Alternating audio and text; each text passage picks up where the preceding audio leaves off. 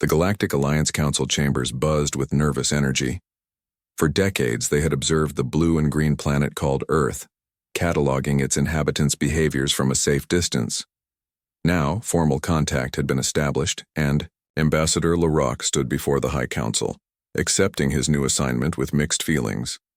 Ambassador, you have been selected for this critical mission due to your exceptional diplomatic record, Eldarin Talk said, her voice echoing in the circular chamber.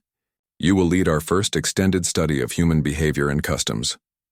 LaRocque's 4 eyes blinked in sequence, a sign of respectful acknowledgement among Aldarians. His pale blue skin shimmered under the council lights. I am honored to serve the Alliance in this capacity. 2 standard months later, LaRocque sat in his office aboard the research vessel Harmony, reviewing the latest behavioral reports from his team. He gently placed the data tablet on his desk and rubbed his secondary eyes in a gesture of confusion. This cannot be correct, he muttered, calling his chief researcher into the office. The researcher, a tall Praxian named Talon, entered with additional data tablets. I assure you, Ambassador, our findings are accurate. Humans regularly engage in these behaviors. LaRocque reviewed the footage again. Humans diving from cliffs into water for recreation, consuming fermented beverages that clearly impaired cognitive function, and deliberately frightening themselves with simulated danger scenarios in entertainment venues. They understand these substances affect their judgment and still consume them willingly, LaRocque asked. Yes, Ambassador. They call it having fun or relaxing. More puzzling footage showed humans forming intense social bonds after sharing dangerous experiences.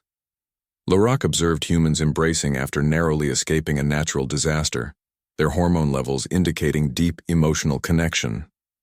Fascinating, LaRocque said. Their risk assessment algorithms appear fundamentally different from ours.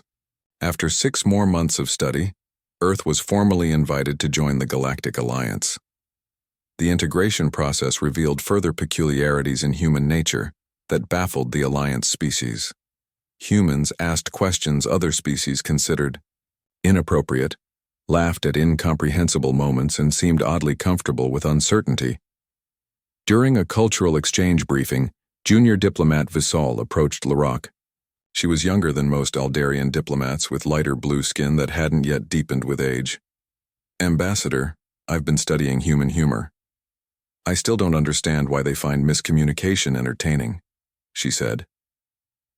LaRocque's upper eyes focused on his reports while his lower pair acknowledged Visal. Humans find comfort in discomfort. This remains their most perplexing quality. At the quarterly Alliance Assembly, Earth's representatives impressed some species with their adaptability while disturbing others with their unpredictability.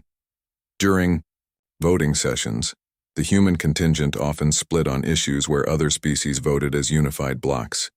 They disagree among themselves and see it as strength, LaRocque noted in his official record. Most puzzling.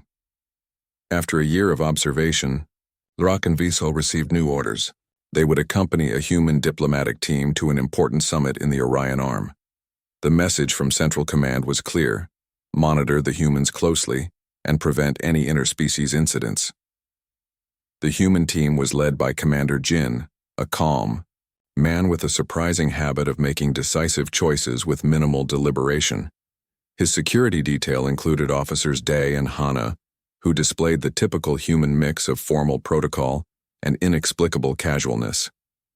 As their transport vessel approached Nexus Station, LaRocque observed the humans growing excited at the prospect of exploring the trading hub. Have you visited Nexus before, Ambassador? Commander Jin asked. 3 times, LaRocque replied. It is an efficient facility for commerce and refueling. Jin smiled. We're looking forward to experiencing a real crossroads of galactic culture. Officer Day has heard about some interesting establishments in the recreation sector. Visal's lower eyes widened slightly in alarm. LaRocque understood her concern.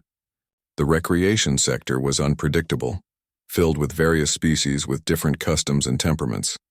As they docked at Nexus Station, LaRocque received a message from Alliance intelligence warning of increased Draxian presence at the station. The Draxians were known for their antagonistic attitude toward newer Alliance members. Perhaps we should proceed directly to our accommodations, Larok suggested to Commander Jin as they disembarked. Jin read the security brief on his datapad and nodded thoughtfully. Noted, Ambassador, but I think it's important we don't appear intimidated. How about a brief visit to the main plaza before retiring? We can show the Alliance flag, so to speak. Larok's 4 eyes blinked rapidly. Once again, humans were making a choice that defied logical risk assessment, and yet, he found himself curious about what would happen next. The lights of Nexus Station glowed in blues and purples as Commander Jin led his small diplomatic team through the bustling central plaza. Station residents of dozens of species moved about their business, some pausing to stare at the humans with curiosity. This way, Jin said, gesturing toward a side corridor marked with holographic signs in multiple languages. The Nebula Lounge is just ahead. It's been recommended as the best place to experience multi-species culture on the station. Ambassador Larok followed reluctantly, his 4 eyes scanning the passers-by for threats. His junior diplomat, Visol, stayed close behind him, clearly nervous about venturing into the entertainment district. Would it not be more prudent to rest before tomorrow's meetings? Larok suggested. Jin turned with a warm smile.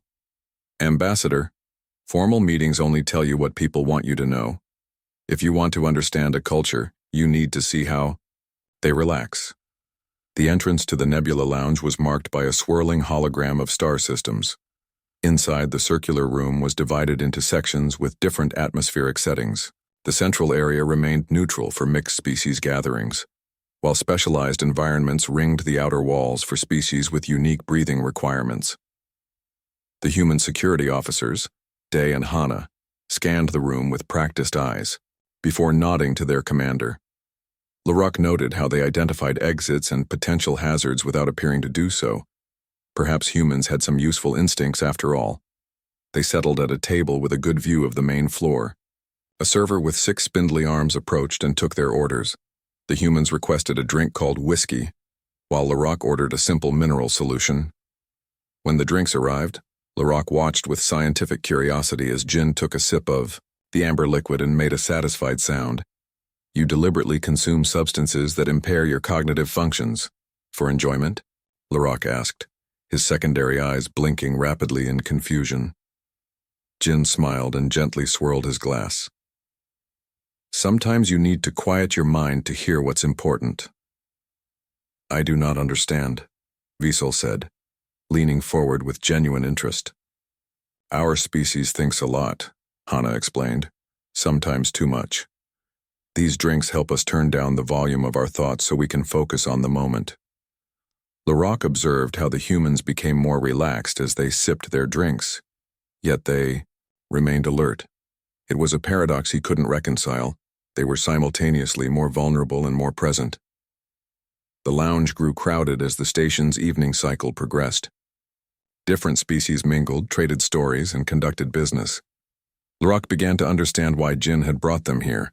It was indeed an efficient way to observe multiple cultures interacting naturally. Their educational evening was interrupted when the main door slid open to admit a group of tall, heavily muscled aliens with ridged foreheads and scaled skin. Larok immediately recognized them as Draxians, a species known throughout the sector for their aggressive temperament and disdain for what they considered weaker species. Draxian mercenaries, Larok whispered to the humans. They are not typically friendly to new Alliance members. Jin nodded slightly. I've read the briefings. Larok noticed a subtle change in the human security team. Without any obvious signals, Officers Day and Hana shifted their position slightly. Day angled his chair to better view the Draxians while Hana casually moved her hand closer to her concealed weapon. They made these adjustments while continuing their conversation, never breaking the flow of social interaction. The Draxians ordered drinks at the bar, their loud voices carrying across the room. Their leader, a particularly large specimen with a scar across his snout, surveyed the lounge with obvious contempt. His gaze lingered on a small group of Melfians huddled in a corner booth. Melfians were small, gentle beings with large eyes and soft voices. This particular group wore the simple garments of refugees, likely displaced by the recent conflicts in the Outer Rim. They hunched lower in their seats as the Draxians approached their table. "Those refugees look troubled," Jin observed quietly. "The Draxians and Melfians have historical tensions," Larok explained. "The Draxians consider them weak and unworthy of respect." The lead Draxian loomed over the Melfian table, saying something that made the small beings tremble. One of the Melfians clutched a child closer to its chest. Larok was startled when Jin stood up. "Commander, I advise against involvement. Draxians are notorious for bullying those they perceive as weak." Jin finished. "Yes, I know." To Larok's astonishment, Jin smoothed his uniform and walked directly toward the confrontation, his face composed into a friendly diplomatic smile. Day and Hana remained seated but shifted again, preparing for something Larok couldn't predict. "Perhaps I could buy your group a round of Centaurian brandy," Jin said to the Draxians as he approached. "We're celebrating new alliance partnerships tonight." The lead Draxian turned slowly, towering over the human. His scaled lips pulled back to reveal sharp teeth. Larok felt his pulse quicken with anxiety. The human had just placed himself in significant danger, and Larok couldn't understand why anyone would do such a thing voluntarily.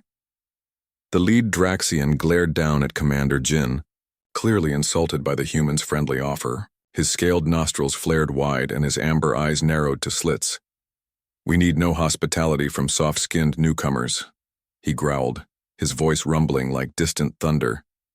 "Return to your table and be grateful we ignore you."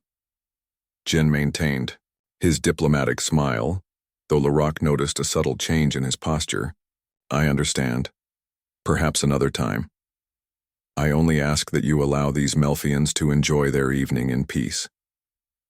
A small Melfian child, no higher than Jin's knee, edged away from its parent, apparently frightened by the tension. In its haste, the child accidentally brushed against the Draxian's leg. What happened next occurred so quickly that Larok's 4 eyes struggled to process the sequence. The Draxian leader snarled, his arm swinging in a vicious arc that connected with the small Melfian, sending the child tumbling across the floor with a terrified squeal. In that instant, Larok witnessed something remarkable.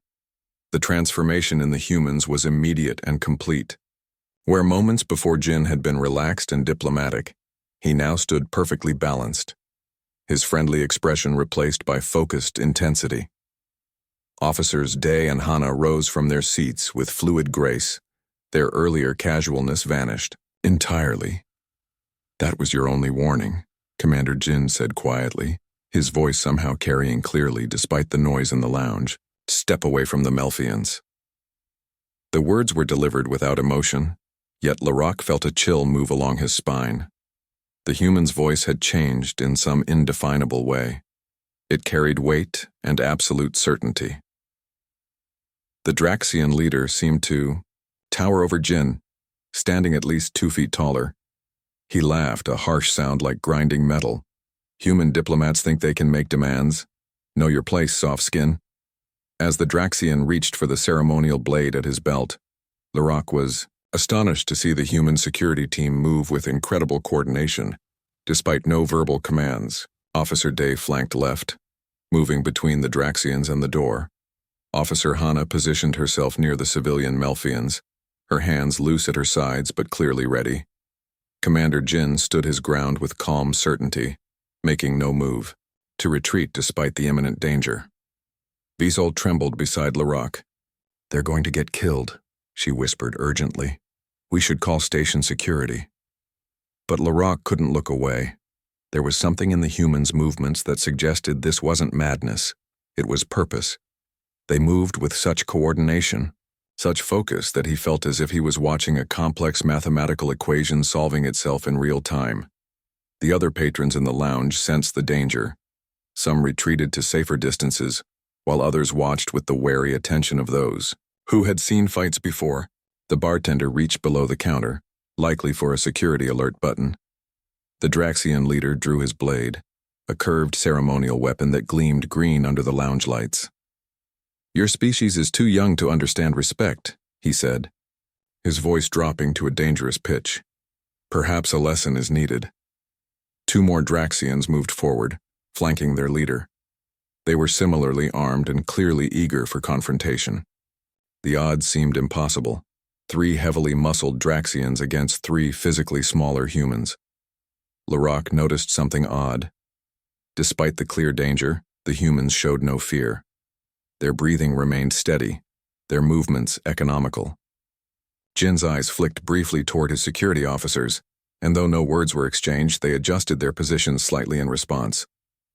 Some form of non-verbal communication, Laroque realized. He had studied humans extensively but had never observed this behavior pattern. It was as though they had become parts of a single organism, moving with shared purpose. The Melfian parent had retrieved their child, clutching the small being protectively. The child whimpered in pain, a sound that seemed to harden Jin's expression further. "Final chance," Jin said, his voice even quieter now, which somehow made it more unsettling. "You've assaulted a child in a neutral zone. That violates station regulations and Alliance protocols. Walk away now." The Draxian leader raised his blade. "I will walk away after you are bleeding on the floor." Laroque felt frozen in place, caught between diplomatic protocol and the unfolding crisis. His training told him to seek assistance, to call for security, to find a peaceful resolution. Yet he found himself cataloging the human's behavior with scientific fascination. Their earlier consumption of alcohol seemed to have no effect on their current state. Their coordination was perfect, their focus absolute. Laroque had classified humans as emotionally driven and impulsive, yet what he observed now contradicted this assessment completely. The Draxian lunged forward with his blade, a movement that should have been too fast for the smaller human to evade. Yet Jin moved with surprising speed, sidestepping the attack with precision that spoke of extensive training. In that moment, as the blade sliced through empty air where Jin had stood a split second before, Laroque understood that he had fundamentally misjudged humans. This wasn't reckless behavior. It wasn't emotionally driven impulse. It was calculated, precise, purposeful. The fight had begun. The first Draxian swung his blade in a wide arc that should have cleaved through Jin's shoulder. Instead, the human moved with practiced efficiency, ducking under the attack while simultaneously stepping forward into the Draxian's space. Before the large alien could recover his balance, Jin struck 3 precise blows to points along the Draxian's arm. The blade clattered to the floor as the Draxian's fingers suddenly lost their strength. Across the room, the other Draxians charged toward the human security team. Laroque expected to witness a quick and brutal end to the human diplomats. Instead, he watched in fascination as Officer Day grabbed a serving tray from a nearby table, using it as an improvised shield to deflect a Draxian's punch. The metallic clang echoed through the now silent lounge. Officer Hana moved with liquid grace, sliding tables and chairs into the path of the third Draxian, creating obstacles that slowed his advance. When he finally reached her, she was perfectly positioned between him and the Melfian family. The lead Draxian, now disarmed, roared in fury and attempted to grab Jin with his massive hands. Jin slipped away from each attempt, moving with an economy of motion that made the larger alien look clumsy by comparison. "Impossible," Visol whispered beside Laroque. "How are they doing this?" Laroque had no answer. His research had indicated that humans were physically weaker than Draxians by every measurable standard. Yet the humans moved with such precision, such coordination, that their physical limitations seemed irrelevant. The fight spread across the lounge. Other patrons scrambled to clear the area, pressing against walls or ducking behind the bar. The humans seemed to be everywhere at once, never staying still long enough to be caught by the stronger aliens. One of the Draxians, frustrated by Hana's elusive movements, reached into his belt pouch and pulled out a small device that hummed with energy. Laroque recognized it immediately.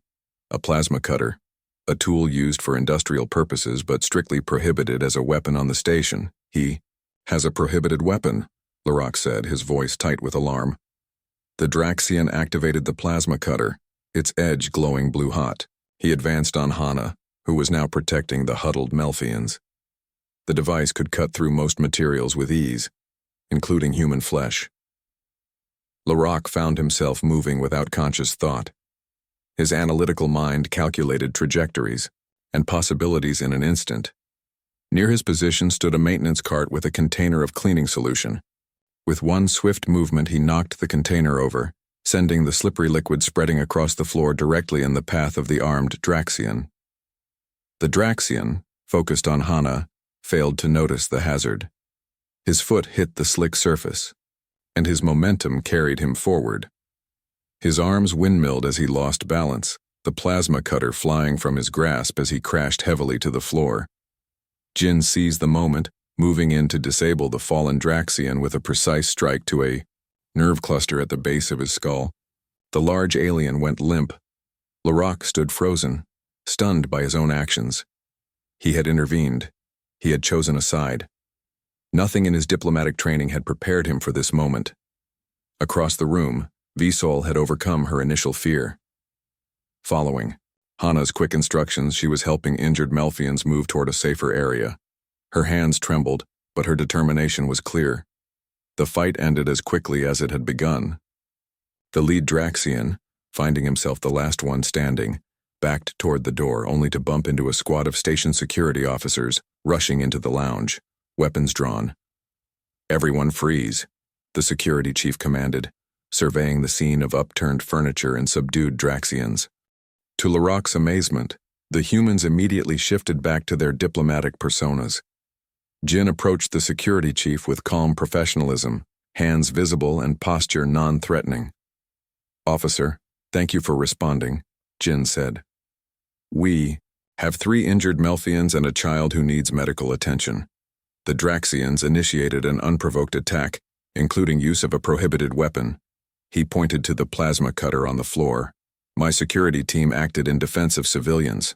While Jin spoke with security, Officers Day and Hana were already administering first aid to the injured Melfians.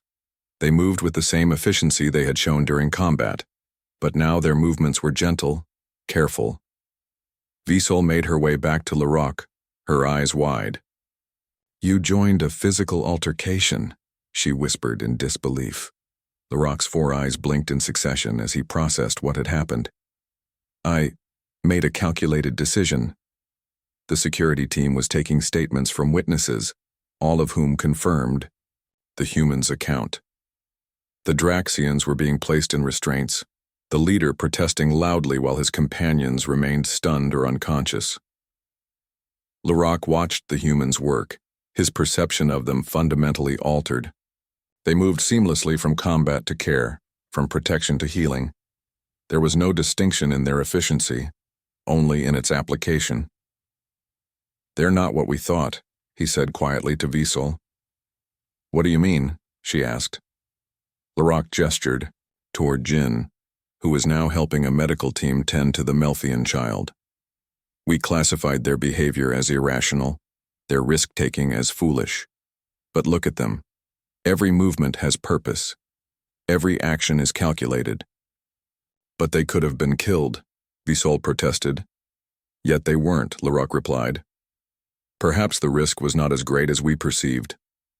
Perhaps they are better at calculating certain variables than we are." As station security restored order to the lounge, Laroque found himself experiencing an unfamiliar emotion. It took him a moment to identify it. Respect. Laroque sat in his private quarters aboard the diplomatic vessel returning to the Alliance headquarters. The events at Nexus Station had occurred 3 days ago, but they played continuously in his mind. Before him lay his half-completed official report, a document that would shape the Alliance's understanding of humans for years to come. He deleted the entire 3rd section and began again. "The human capacity for risk assessment requires significant reconsideration," he typed. "What appears to be reckless behavior is actually calculated action based on values that differ from our own." The door chimed softly. "Enter," Laroque called. Vsol stepped into the room carrying a data tablet. Since the incident, she had shown a new confidence in her movements. I've completed the witness statement compilation, she said, placing the tablet on his desk. 23 different species observed the confrontation. All verify the humans acted only after the child was struck. LaRocque's 4 eyes blinked in sequence as he considered this information. And their response? Universally positive. Toward the humans, Vissol replied. The Melfians have formally requested human security personnel for their colony worlds. LaRocque gestured to the seat across from him. Vissol sat, her posture straight but relaxed, a change from her usual nervous demeanor. I am revising our assessment of human psychology, LaRocque said. I believe we have fundamentally misunderstood them. He turned his screen so Vissol could see it. On it was footage from the lounge security cameras, showing the precise moment when Commander Jin's demeanor had changed after the child was struck. Look at his eyes, LaRocque said. That is not irrational rage, that is calculation. Vissol leaned forward. You're right. He's assessing threats, planning movements. Exactly. We classified humans as dangerously unpredictable because they take risks we would avoid. But their risk assessment includes variables we do not typically measure. Vissol considered this. Protection of others regardless of species or alliance. Yes. And something more. LaRocque pulled up another security image, this one showing himself knocking over the cleaning solution. Look at my face here. Vissol studied the image. You appear certain. I was. In that moment, I understood why humans make the choices they do. LaRocque's voice grew thoughtful. There are some things worth risking safety for. This is not a concept our diplomatic training addresses. 2 weeks later, LaRocque stood before the Galactic Council. The circular chamber held representatives from all 217 member species. The humans sat in their recently assigned section, Commander Jin among them. Ambassador LaRocque, we have reviewed your report on human psychology, the council elder said. Your conclusions represent a significant departure from previous assessments. LaRocque's 4 eyes scanned the chamber. Yes, Elder. Direct observation has led me to revise our understanding fundamentally. You now classify human risk-taking behavior as rational? I do. LaRocque activated the chamber's holographic display. Images of the bar fight appeared in 3-dimensional clarity. Human risk assessment operates on principles that initially appear chaotic, but contain sophisticated ethical calculations. What we perceived as insanity is actually a complex moral algorithm that weighs personal safety against protection of others. Murmurs spread through the chamber. They could see the Draxians were physically superior, LaRocque continued. They understood the potential consequences, yet they made a choice based on the certainty that protecting the innocent was worth the risk. The council elder leaned forward. Are you suggesting this behavior is admirable? I am suggesting it is valuable, LaRocque replied, and that we have much to learn from it. In the following months, LaRocque's report spread throughout the Alliance. Species that had viewed humans with suspicion now requested their presence on diplomatic missions to troubled regions. Human security personnel were sought for their unique approach to protection and conflict resolution. 6 months after the Nexus Station incident, LaRocque and Vissol attended a ceremony at the Earth Embassy. Commander Jin, now promoted to diplomatic security director, greeted them warmly. Your report has changed many perceptions, Jin said. We appreciate your willingness to see beyond first impressions. LaRocque performed the formal human greeting of a handshake. In our language, we have added a new term because of you. Denuvi Terran. It means approximately human courage. The perfect balance between what appears to be recklessness and what is absolute necessity. Jin smiled. We have a similar concept, moral clarity. Later that evening at a formal alliance reception, LaRocque addressed the gathered representatives. Vissol stood proudly at his side, now a full diplomat in her own right. We misunderstood humans. Fundamentally, LaRocque told the assembly, what looked like madness to us was actually their greatest strength. They don't fight because they're irrational. They fight because they've already calculated that some things are worth fighting for. He raised his glass toward the human delegation. To our newest allies, who have taught even old species new ways to see the universe. As the reception continued, Laroque watched the humans mingling easily with species they'd once considered strange and incomprehensible. In one corner, Officer Day demonstrated to a group of Melfian security personnel how to use their small size as an advantage. In another, Hana discussed tactical approaches with representatives from 3 different worlds. Will we ever fully understand them? Vsol asked quietly. Laroque's 4 eyes blinked in their thoughtful pattern. Perhaps not. But perhaps complete understanding is less important than mutual respect. He observed Commander Jin laughing with an Alderian science officer, completely at ease. They navigate chaos and find order within it. That may be the greatest skill of all. The end,